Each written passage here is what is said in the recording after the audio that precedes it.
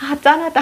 아파트 판 거. 미리 걱정하지 말자예요. 오빠는 그냥 좀 다른 사람이야. 있어서는 안 될 아이. 수십 년 이후를 미리 걱정할 필요가 있나요? 그 형제한테 할 수 있는 최선의 방법입니다.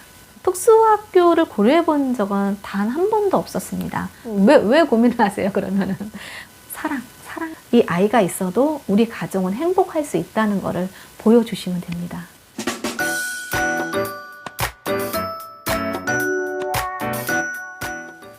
보물이 어린 시절로 돌아간다면 그때는 못 해줬지만 만약 다시 기회가 온다면 가장 해주고 싶은 일이 있냐고 질문하셨습니다. 없습니다. 오랫동안 승마도 하게 해줬고 개 키우고 싶다 그래서 그 서울에 있는 아파트 빨아가지고 전원주택도 지어줬는데 뭘 더 해줄 수가 있어요? 아, 짠하다. 아파트 판 거. 어쨌든 간에 좀 아쉬운 게 있다면은 여행을 좀 많이 못 다녔던 거 하고요. 소리 많이 질러서 다시 옛날로 돌아간다면은 좀 보물을 좀 더 이해해주고 그 야단치고 하는 걸 좀 덜 했을 것 같습니다. 보물이 여자친구가 있었던 적이 있었는지, 그 다음에 보물이 결혼에 대한 생각은 어떤지 질문하셨습니다. 보물이가 여자 사람 친구는 있었던 적이 있었는데요. 이성적으로 좋아하는 여자친구는 사귄 적이 한 번도 없어요.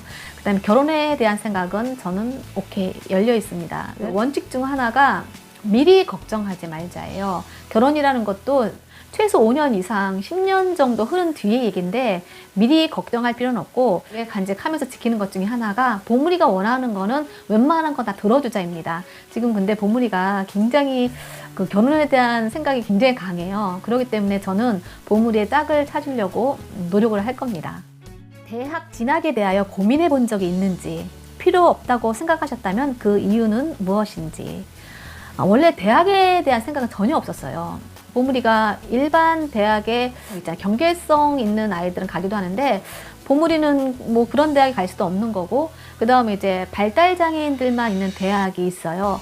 근데 그 대학을 원래는 생각도 해본 적이 없는데 보물이 고등학생 때 어떤 분이 실질적으로 그런 학교를 보내서 아이가 굉장히 그 시간을 알차게 보낸 경우가 있었어요. 성장도 많이 하고 친구도 사귀고 거기서 이제 취직도 하고 그랬어요. 그래서 이제 그걸 보고 아, 보물이도 한번 보내볼까, 괜찮겠다 해서 보물을 데리고 그 대학을 직접 갔어요. 가서 뭐 기숙사면 뭐 다 둘러봤죠. 커리큘럼까지 다 둘러봤는데 결론은 보물이가 싫다고 했어요. 보물이가 싫다 그러면은 저는 거기서 이제 끝입니다. 그래서 그 이후로는 대학에 대해서는 생각해 본 적이 없는데 지금 생각하면은 아주 잘했다고 생각합니다. 비장의 형제 자매에 대한 질문이 꽤 많았어요. 몇 가지가 있는데요. 어떻게 인식시키는 게 좋을까? 인식시키는 게 말로는 할 필요가 없어요. 보물에 대해서 처음에 뭐 자폐라는 걸 알게 되었을 때 그 전에 그 되게 아팠었던 그 시기를 지난 다음에는 보물이를 자폐가 있다, 장애가 있다 이런 식으로 별로 생각을 안 하고 키웠어요. 그냥 좀 특별한 아이. 어릴 때는 말을 못하니까 말을 못하는 아이. 그 다음에 말을 조금씩 하기 시작할 때부터 막 말썽을 막 많이 피웠죠, 보물이가. 그래서 이제 보통 아이들보다 말썽을 좀 많이 피우는 아이, 이 정도로 인식하고 계속 키워줬고요. 그 다음에 이제 둘째하고 어렸을 때부터 2년 8개월 차이에요. 많이 놀게 해줬어요. 많이 놀게 해주고 오빠는 그냥 좀 다른 사람이야. 그냥 어떤 뭐 장애가 있다, 자폐가 있다, 제 자체가 마음이 항상 마인드가 그렇기 때문에 아이도 그런 인식이 아마 들어가지 않았을 거라고 생각을 해요. 물론 어느 정도 자란 다음에는 그 자폐라는 거에 대해서 좀 같이 얘기를 나눈 적은 있어요. 그런데 특별히 이제 말로 하기보다는 보물이 때문에 제가 굉장히 뭐 치료실을 막 쫓아다닌다거나 그렇게 막 힘들고 지친 삶을 별로 살지 않았기 때문에 그것도 중요하다고 생각해요. 만약에 부모가 아이 때문에 굉장히 희생을 하고 지치고 힘든 생활을 하면은 그 비장의 형제의 눈에는 우리 보물들이 엄마 아빠를 지치고 힘들게 하는 그런 대상으로 인식 저절로 들어가요. 좀 다르지만 괜찮은 아이야 이렇게 생각을 하고 교육을 하고 그 다음에 대한다면은 아이도 말을 안 해도 그대로 이제 인식을 해요. 비장의 형제가 나중에 이 아이를 있어서는 안 될 아이, 있어서는 안 될 아이로 생각을 할 수가 있어요. 그렇지 않게 하려면은 부모는 지나치게 아이한테 희생할 필요가 없어요. 이 아이가 있어도 우리 가정은 행복할 수 있다는 것을 보여주시면 됩니다. 보물들을 돌봐야 되냐, 그냥 너는 너대로 살아라 이렇게 얘기해 줄 것인지 이거에 대한 질문도 있었어요. 제 생각은 후자예요. 너대로 살아야지. 내가 만약에 부모가 그런 생각을 가지고 있으면은 굳이 말을 안 한다 해도 이 아이는 어느 정도 부담을 느껴요. 저는 한 번도 우리 딸애한테 우리 보물이를 뭐 도와준다든지 나중에 뭐 책임을 진다든지 이런 생각을 한 번도 해본 적이 없어요. 그러니까 당연히 말한 적도 없고요. 개인적인 소견으로는 그래야 된다고 생각을 해요. 안 그래도 이 비장의 형제들은 알게 모르게 상처를 굉장히 많이 받아요.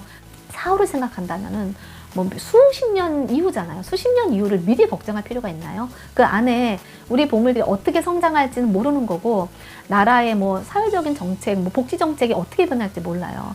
근데 그거를 미리 비장의 형제한테 부담을 줄 필요는 없다라는 그런 생각이 있습니다.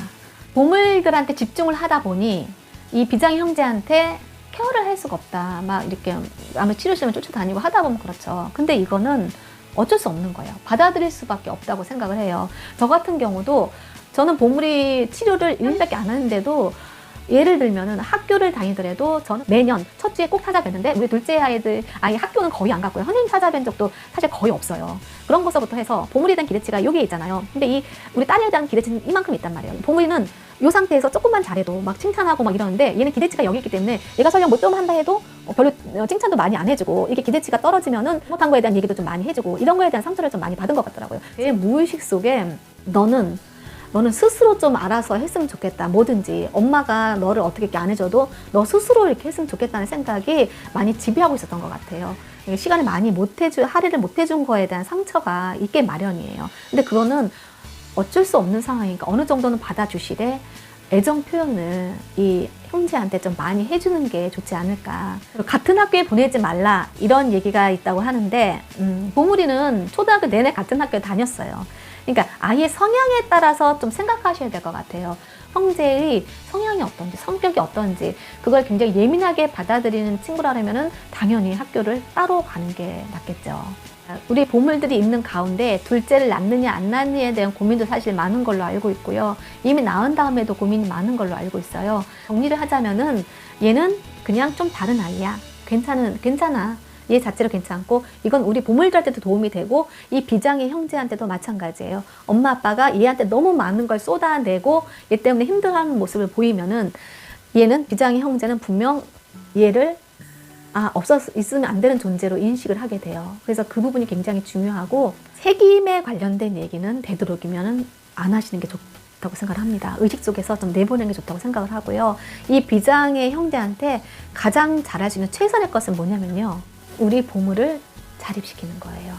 어떻게 해서든지 교육을 계속 시켜서 혼자 생활을 할 수 있도록, 스스로 자립할 수 있도록 만들어주는 게 이 형제한테 할 수 있는 최선의 방법입니다. 성교육 문제에 대해서도 좀 이렇게 질문을 많이 하셨는데요.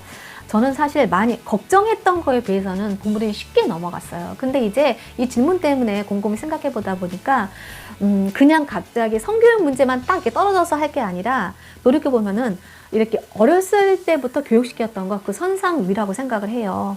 자폐가 있어도 괜찮고 네 상황도 괜찮아.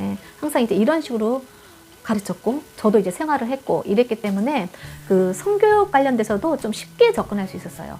초등학교 고학년 때부터 괜찮은 거야. 네가 건강한 남자라면은 누구나 다 있는 일이야. 그리고 이게 자연스러운 이런 생각이 들어오고 몸에 있던 어떤 변화가 생기고, 이게 굉장히 건강한 남자의 자연스러운 현상이라고 얘기를 해줘요. 어떤 생각이 떠오르고 어떤 이제 뭐 반응들, 이런 일들이 생기면은 그거는 이렇게 마음을 먹고 이렇게 처리하면 되는 거야. 근데 뒤처리 어떻게 하는 것까지 다 가르쳐 줬어요. 대신 이제 그런 거를 누구한테 이제 함부로 얘기를 하거나 그런 마음이 이제 들었을 때 엄마 외에 어떤 사람도 함부로 스킨십을 하면 안 돼. 그 얘기를 참 많이, 그건 범죄 행위야. 동생도 마찬가지고. 이제 그거 교육을 좀 많이 시켰어요. 그 넓게감을 줄 수 있는 거니까 뚫어지게 쳐다보는 거 하지 말고, 이거는 건강한 남자가 가질 수 있는 자연스러운 현상이지만은 네가 어떤 행동이나 말을 했을 때는 범죄가 될 수 있는 거야. 이제 그렇게 접근을 시켜서 계속 강조를 하고, 그러니까 보물이는 그냥 너무 이제 자연스럽게 그걸 받아들였던 것 같아요. 쉽게 이제 받아들이고 새벽에 2층에 막 내려오면서 엄마 귀찮아 죽겠어요. 그런데 왜 그랬더니 그런 거죠. 남자들 이제 자연스럽게 저도 뭐 야한 동영상 많이 봤니? 그랬더니 요즘은 안 보는데 예전엔 봤는데 요즘은 안 봐요. 뭐 이렇게 서로 이제 웃으면서 가볍게 이제 넘어가는 거예요.